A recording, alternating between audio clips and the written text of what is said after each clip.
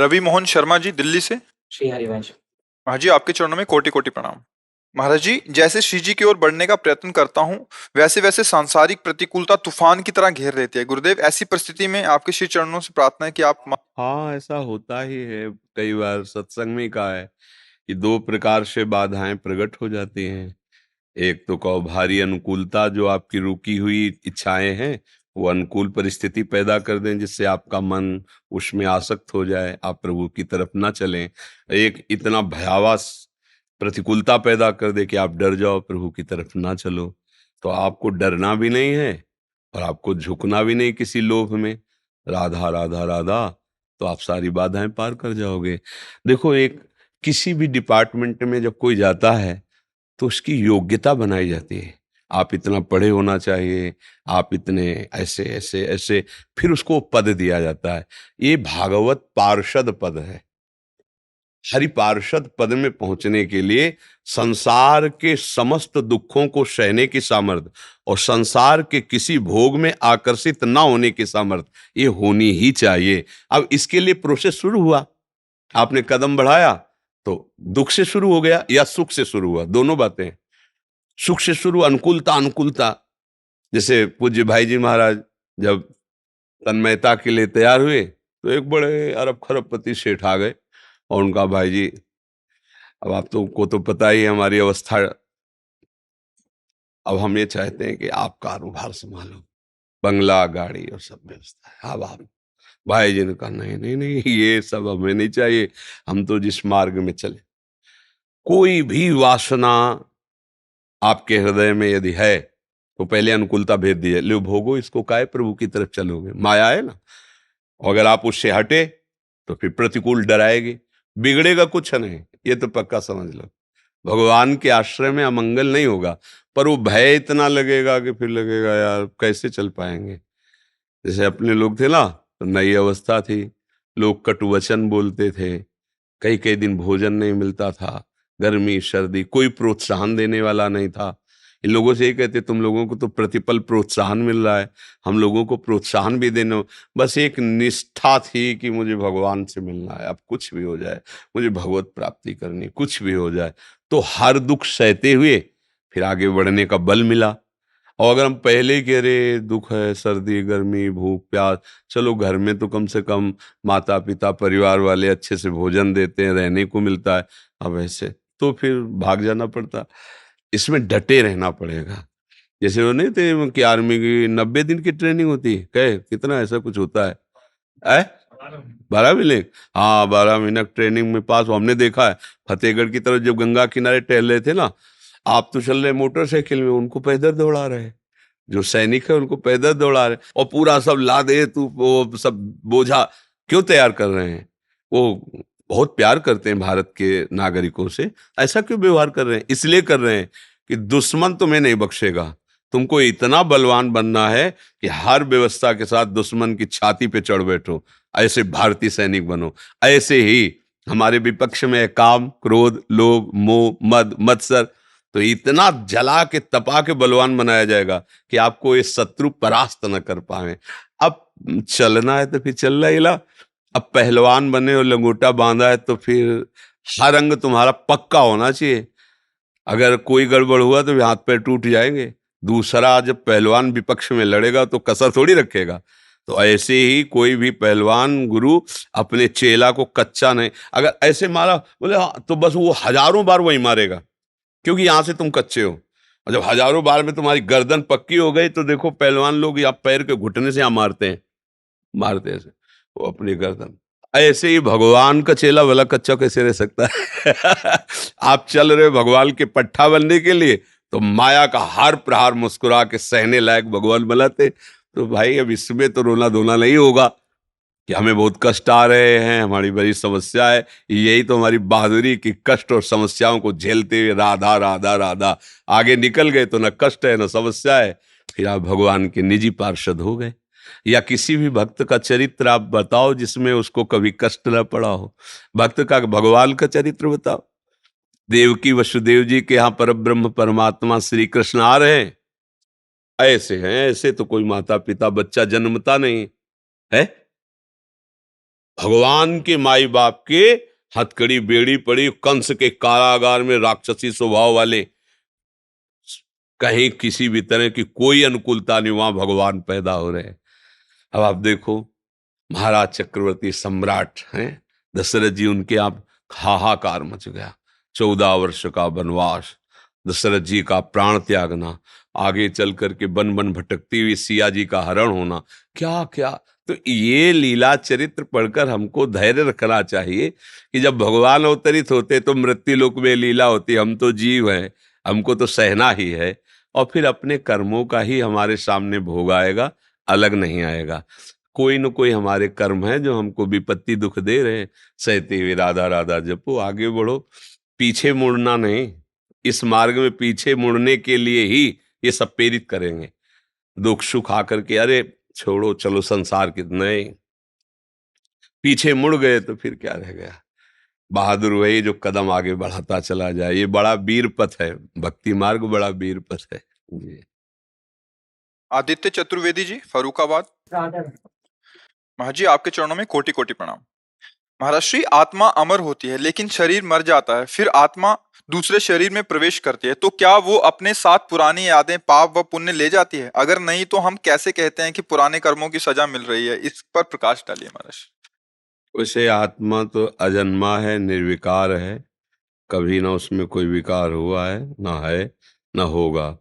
पर हम अपने स्वरूप को भूल करके आसक्त हो गए इस देह में, और देह विकारी है, तो अब हमारी स्मृति विकार युक्त देह के कारण वो विकारी स्मृति हो गई, स्वरूप भूल गए।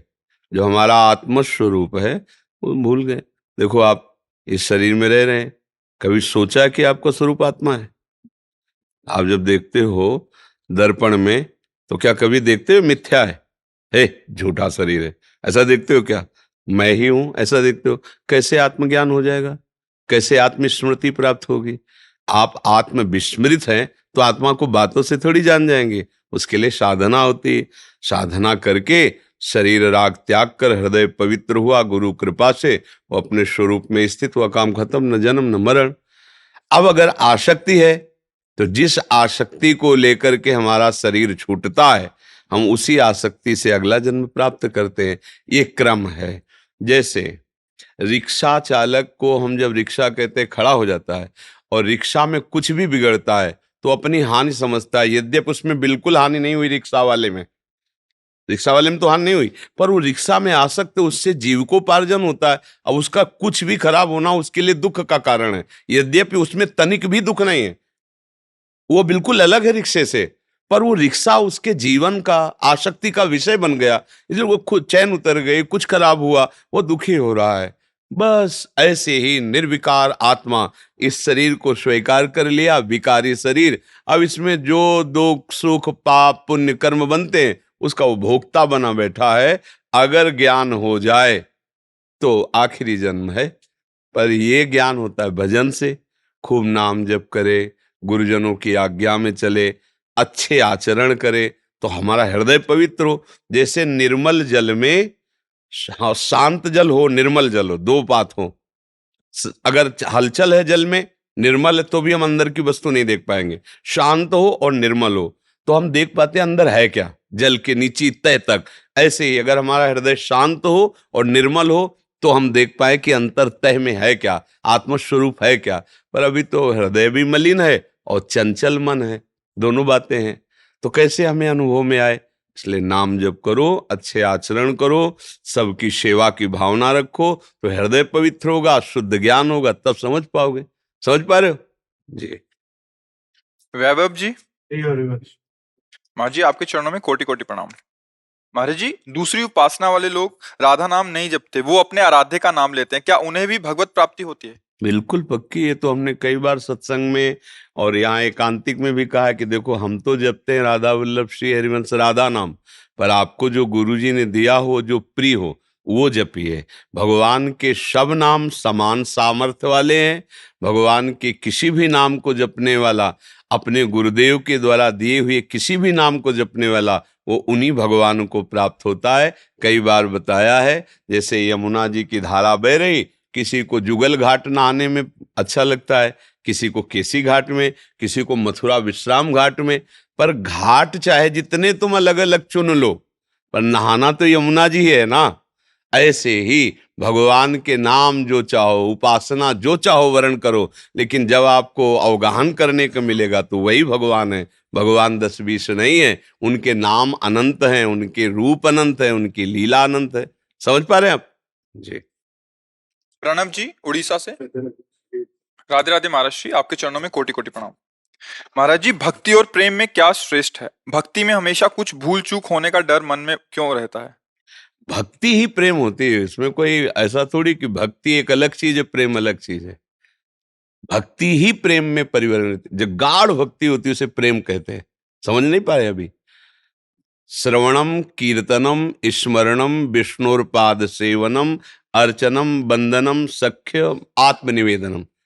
जहां ये भक्ति का जो नवधा प्रकार है, ये हम जब शुरू करते हैं तो हमारे अंदर प्रेम नहीं होता है, एक क्रिया होती है, फिर धीरे धीरे प्रेम होने लगता है। यही कर हम जिनकी बात बार बार सुनते हैं, जिनकी बात बार बार करते हैं, जिनके सानिध्य में रहते हैं, सेवा करते हैं, हमारा स्वभाव से आसक्ति हो जाना। अब देखो ना, किसी अभिनेता के आप समीप नहीं गए, लेकिन उसका अभिनय आप देख रहे हैं, उसकी बातें सुन रहे हैं, तो आपको उससे अपनापन नहीं हो जाता? आपको उससे परिचय नहीं हो जाता? और जब परिचय हो जाएगा तो आप अच्छा ये अमुक है, आपको लगने लगा ना। तो प्रभु को आपने देखा नहीं ना, उनकी चर्चा सुनी है।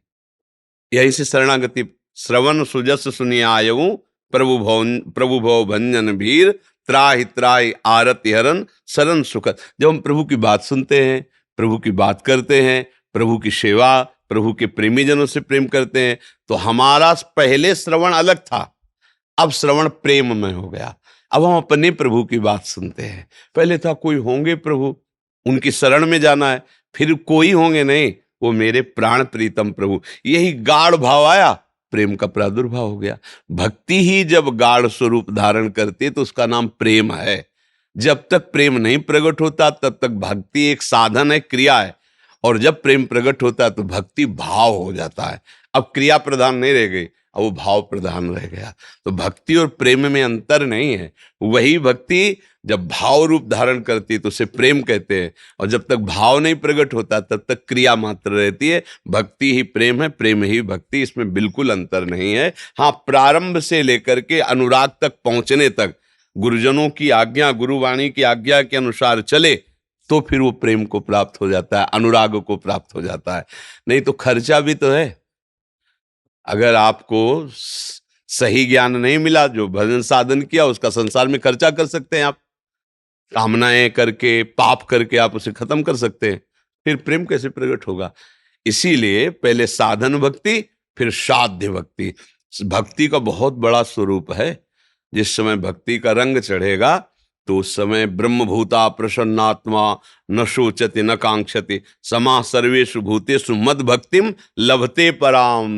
मेरी पराभक्ति का परम लाभ उसे प्राप्त होता है। न कोई चाह रह जाती है, न कोई सोच रह जाती है। वो आनंद में डूबा हुआ, प्रभु के रूप में, प्रभु के नाम में वो डूबा रहता है। अंतर्हित सब ख्याल नष्ट हो गए, सब संकल्प विकल्प नष्ट हो गया। एक केवल प्रभु की माधुरी मूर्ति, और उसी में आसक्त चित्त है, उसे प्रेम कहते हैं। पर आया तो इसी से, इसी भक्ति का गाढ़ स्वरूप हुआ, प्रेम हो गया। समझ पा रहे आप जी? पद्म प्रकाश जी। श्री राधा वल्लभ हरिवंश। महाराज जी, आपके चरणों में कोटि कोटि प्रणाम। महाराज जी, पिछले कई वर्षों से जीवन में कई बड़ी परेशानियों का सामना करना पड़ा, लेकिन श्री राधा वल्लभ श्री हरिवंश की प्रतिकूल कृपा से जीवन में ये समय भी उतना कष्ट में नहीं महसूस होता। महाराज जी, जीवन में चल रही परेशानियों से निपटने के लिए मार्गदर्शन करें, क्योंकि हमें आगे कुछ भी नजर नहीं आता कि क्या करें क्या नहीं करें। करने से समस्याओं का समाधान नहीं होता। किसी भी क्रिया में सामर्थ्य नहीं समस्या का समाधान कर दे। एकमात्र भगवान का आश्रय और भगवान के होने से तुम्हारी दुर्गति शरीर के आश्रय से, देहाभिमान युक्त होकर कर्म करने से हुई है। शरीर का आश्रय छोड़कर, भोगों का आश्रय छोड़कर भगवान का आश्रय ले लो। जो भी कार्य शरीर संसार के करते हो भगवान की प्रसन्नता के लिए करो, कोई समस्या नहीं, कभी समस्या नहीं। दसों दिशाएं आनंदमयी हैं। आप कहते हो आगे दिखाई नहीं देता, आगे का मार्ग बिल्कुल दिखाई देगा कि हमें प्रभु के पास जाना है। हमारा अंतिम निर्णय है भगवान के धाम जाना, भगवान की सेवा में उपस्थित होना। अब संसार को अपना माना है, शरीर को अपना माना है, भोगों को अपना माना है। यहाँ विश्राम है क्या? सब दगाबाज है यहाँ, सब दगाबाज, भोग दगाबाजी कर रहे हैं। आज भोगो, कल फिर उनकी इच्छा नष्ट हो गए। शरीर दगाबाजी कर रहा है, खवाओ पिलाओ दुलार करो, वो बीमार है, वो बूढ़ा होता जा रहा है, वो मर जाएगा, वो भी छोड़ देगा। लोगों के से व्यवहार करो, जहां उनके स्वार्थ में बाधा पड़ी तो वो देखते भी नहीं है। हम किसी के काबिल नहीं रह गए, किसी को हमसे अब मतलब नहीं रह गया, कोई हमसे बात नहीं करता, तो धोखा ही धोखा है ना। सारा संसार धोखे में है। एक सत्य दोस्त है, यार है सबका, वो है श्री कृष्ण, वो है प्रभु। अगर उसका भजन करो तो सब समस्याओं का समाधान है। अगर भजन नहीं करोगे तो समस्या ही समस्या है। यहाँ केवल समस्या ही है। कोई एक सृष्टि में आदमी ऐसा लाओ ढूंढ के जो प्रॉब्लम रहित हो। एक आदमी पूरी सृष्टि में, अगर वो है तो भगवान का दास होगा, दूसरा नहीं होगा। चाह मिटी चिंता मिटी, मनुआ बेपरवाह, जिनको कछु न चाहिए उस शाहन के साथ, वो भगवान का दास होगा। अलमस्त पड़ा है, लंगोटी में है तो जय जय, और खूब महलों में बैठा है तो जय जय, उसको भगवान के आश्रित है। अपने लोग अहंकार से जीवित है, इसलिए समस्याएं हैं। अहंकार को भगवान के चरणों में समर्पित कर दो। जैसे सिंह के किए हुए शिकार को दूसरा कोई दृष्टि भी नहीं डाल सकता, भेड़िया आदि, ऐसे ही काल के द्वारा शिकार किए हुए हम सब जीव हैं, कोई दूसरा नहीं बचा सकता। एक काल का भी महाकाल हरि है, वो केवल हमें बचा सकता है। काल रूपी सिंह ने सब पूरे ब्रह्मांड में अपना तांडव मचा रखा है। अगर कोई बचा सकता है तो एकमात्र भगवान, दूसरा कोई नहीं। भगवान खुद कह रहे हैं, मामे वे प्रपद्यन्ते माया में ताम तरन्ते। पर ये बात किसी को समझ में नहीं आती। एकमात्र समस्या का समाधान मंगल भवन मंगलहारी, भगवान का आश्रय बिल्कुल खुला बेपर्द मार्ग है, जिसमें आनंद ही आनंद है। पर जीव समझ नहीं पा रहा। वो क्योंकि भगवान के मार्ग में चलने की सामर्थ्य खो बैठा है विषय भोग से, तो उसको लगता है पहाड़ पे चढ़ना है, और संसार के ये सब लगता है बहुत सरल है, सहज है। आज समस्या आई है, कल हम निदान कर लेंगे, और जब वो निदान करने चला तो पहले एक समस्या थी, अब कई समस्याएं हो गई। समस्या समस्या समस्या, अंतिम समय समस्या में ही मर जाता। फिर नई समस्या, नई योनि, नया घर, नया परिवार, नई समस्याएं। एक जन्म थोड़ी हो गया समस्याओं से लड़ते, बहुत जन्म हो गए। अगर विश्राम चाहते हो तो जाकी कृपा लवलेस ते, मतिमंद तुलसीदास हो, पायो परम विश्राम, राम समान प्रभु नाही कहो।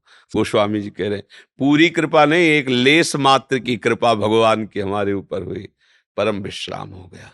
तुलसीदास जी कहते मैं वही तुलसी था, जब दूसरों के दरवाजे भूख से व्याकुल होकर खड़ा होता तो लोग कहते थे तुलसी अभागी है, इसको खड़े भी मत होने दो, नहीं तो तुम्हारे घर में कुछ अमंगल हो जाएगा।